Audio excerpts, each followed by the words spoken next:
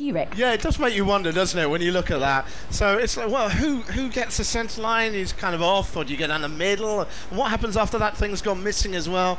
Very weird aircraft. Anyway, talking of aircraft, friend of mine, a fullflap.tv viewer in Michigan, in America, told me to buy this magazine recently, Flying Magazine. No, they're not advertising with us, or at least not yet anyway, because there was a great article about the Mooney Acclaim S. I think we can get a picture up there. Yes, beautiful little aircraft, and if you don't know anything about it, it is the fastest single engine prop aircraft out there. 236 knots it'll do, and it'll go even faster if you take it even higher. So apart from the Cessna 400, it's pretty much the fastest thing out there with just one engine and one piston engine in it. So as I was reading through this article, it's telling about all these great points about it, about the fact that it's comfortable, and the fact that it's fast and all this kind of thing. And then it said, but it is a little bit cozy in there. But I was reading this very magazine while I was sitting on a KLM jet coming back from America with my knees stuck up against the chair in front of me. You can relate to that? Yes, so often. So honestly, if it's a little bit cozy in there and that's the only problem with this aircraft, that has to be a reason to get you signed up pretty fast for that. Fantastic machine. Now, talking of something slightly smaller than that, light sport aircraft. This is the whole new generation of aircraft which are cheaper to fly, more efficient to fly as well. And when you talk about light sport aircraft or ultralights or microlights, people often have that idea of a hang glider which has got a lawnmower engine on the back. So very dodgy, very unsafe. A little bit earlier, just before everyone arrived in the audience tonight, we had a chance to go out to one of the hangars here to have a look at an Ikarus C42. It's not necessarily the prettiest microlight out there, the Ikarus C42. It only flies at about 84 to 90 knots as well. You've got to consider the weight limits too. And also, are you going to be able to get your partner to come in there? And you can only fly during the day as well, visual flight rules as well, so you can't go out in any kind of bad weather. But you might think that means there's absolutely no point talking about this aircraft, but you would be mistaken, because this has got some really, really big benefits, and that is bangs per buck. It is an incredibly stable aircraft. And because it's stable, that means that it's absolutely ideal for training organisations and also as a personal flying machine, because it's great for landing on farm strips and stuff like that. It's strong and solidly built. Perhaps because it was built in Germany, so solid engineering, as you're probably finding out with this door. But anyway, talking from the training aspect, I'm delighted to say that if we can get in here, that I'm joined by Mike, who's part of the training school here. Thank you very much for joining us today, Mike. All right. Why do you use it then? I've talked about the stability aspect. Is that important? It is, yeah. For training, you need a rugged, solid, reliable type of airplane that you can use in most conditions that we fly microlights in. Yeah. And you need something that's versatile enough to get you in and out of smaller fields where necessary, but enables us to give all the training that we need to give to enable people to qualify for their licence, which only takes 25 hours on a microlight. Yep. And to move on to bigger things if they want to. One thing that people are always worried about, obviously we're always talking about fuel prices, even though they are coming down at the moment, is how much does it use? This one for training, we find it uses about 13 litres an hour. If you're just using one for your own private flying, place-to-place, bit of touring, you probably get it down to 12, possibly even 11 if you fly on the most economic settings. So that's not bad at all. One thing I noticed straight away sitting in here actually is, compared to the Cessna 152 that I learnt in, where I was like arm over you, over my instructor, is that this has actually got quite a lot of room. It is, yeah. It's not bad.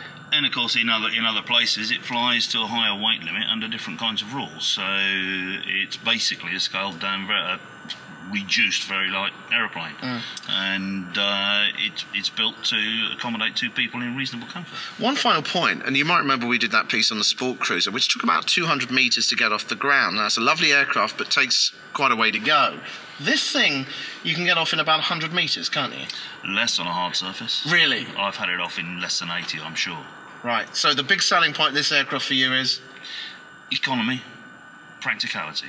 Excellent. Mike, thank you very much for joining us today. Not quite sure how attractive it's going to be if you're trying to persuade someone who's not particularly aviation enthusiastic to get in the aircraft, but in terms of a pilot's aircraft, it's very, very stable, very, very quick to get off the ground. If you've got a very long back garden, it could be ideal for you.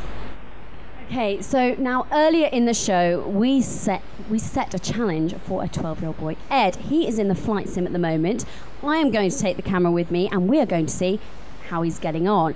So if you'd like to follow me again, camera lady, lovely audience, I will be back.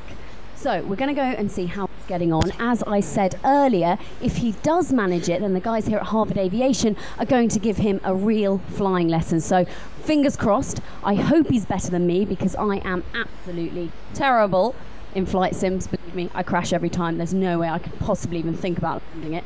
So let's go and see how he's doing. Let's just go in. Don't want to disturb him too much if he's in the middle of trying. Hello, we're back. Oh, okay, so not too loud. Come in and see how he's doing. Okay, so if you look at the screen, you can see him land. Oh, go on, go on. He looks quite central. Oh. Go on, you can do it. Go on, go on. Go on. Oh, yeah. Getting close, getting close. Oh, big bounce there, big bounce. It's all right, I'm probably distracting him, because here he goes, in he goes. Yeah. Is that down? Oh. Is it? And he's nearly down, he's down on the ground, and he's properly on the tarmac.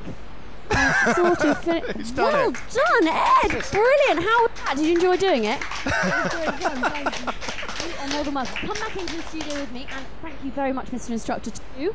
Come, let's go, Ed. We're going back in now, so let's go in. I think there may be a prize waiting for you in there. So let's swim back through really quick, when he comes back in. Quick as our lovely camera lady can come. Right, I think she's working her way back in. Fantastic, huge applause. It was a little bit bouncy, but not bad, was it? Not bad. He got it down the tarmac. Yes, absolutely. Come here, Ed. Come here, between us. Come here like this. I've got to ask you, how was that flying experience? That was so fun. I want to try it again, really. You want to try it again? Well, would you like to try on a real aircraft? I'm not sure they'll let you actually land it straight away, but... I know I'd probably damage it quite a lot if I landed it. Fantastic, but now you're going to get a chance to have an actual lesson in an aircraft with one of the guys here at Harvard, and I can tell you, here is your certificates. There you go. Well Congratulations done, Ed. to you. Well Big applause. And well done. So all you had to do was land on the runway. No problem, was it?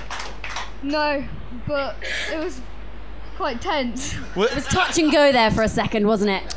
Yeah. Was it nerve-wracking knowing that this entire audience was watching you? I didn't actually know for a while. But it was, yeah. So you're obviously going to go on and become a pilot? Yeah, hopefully. Hopefully. What do you want to fly? Do you want to fly big jets or little aircraft? What would you like? I'd like to fly sort of medium-sized aircraft. Why don't you take Ed, a seat thank for you us, Ed? very Thank much you so for much, joining and us tonight. Very well done. Very well done indeed. I think we need to grab a couple of gliders. Oh yes, where are... How's everyone else got Thank their glider you on the very floor much. near them? Swan, so you ready? We need them back and forth. And what I'm going to do is play a bit of music. And when the music stops, keep hold of it if you've got one. Let's go! Okay? Woo! Big swing! Oh dear. Oh! Well, over here. Oh, wait. Oh! Where we got one? Oh, don't worry. Just keep it going for the moment. Just keep it going for the moment. And that music will stop any second. Oh, music stopped. Hold on to it if you've got one. Who's got the one with fullflap.tv written on it? Who has it? Oh! You have. Oh! There's some fixing going on I here reckon tonight, there isn't is. You know what? I have a prize for you. You have to come up and get it. You have to come up and get Yes, it. absolutely. What's your name? Kieran. Kieran, good evening to you. Good evening. Good evening, very good. Let me give you this, because this is a certificate from the guys at Harvard Aviation who are going to give you a full, what have we got down here? A full 30-minute lesson in the flight simulator with their instructor. Are you going to enjoy that? Definitely. Yeah. Seeing how Ed did it brilliantly. Now you see, Ed had to actually land an aircraft, whereas you just had to catch one of these fullflap.tv gliders. Still, yeah, well done to you. Well done, honey. Give an applause. And that is basically it. As we said before, this has been an experiment tonight to see how fullflap.tv can be brought in front of an actual audience. If you like the idea, do let us know via the website, and perhaps we will do it again. Perhaps we'll come to you. Maybe this will just be a one-off. It's been a lot of fun, though.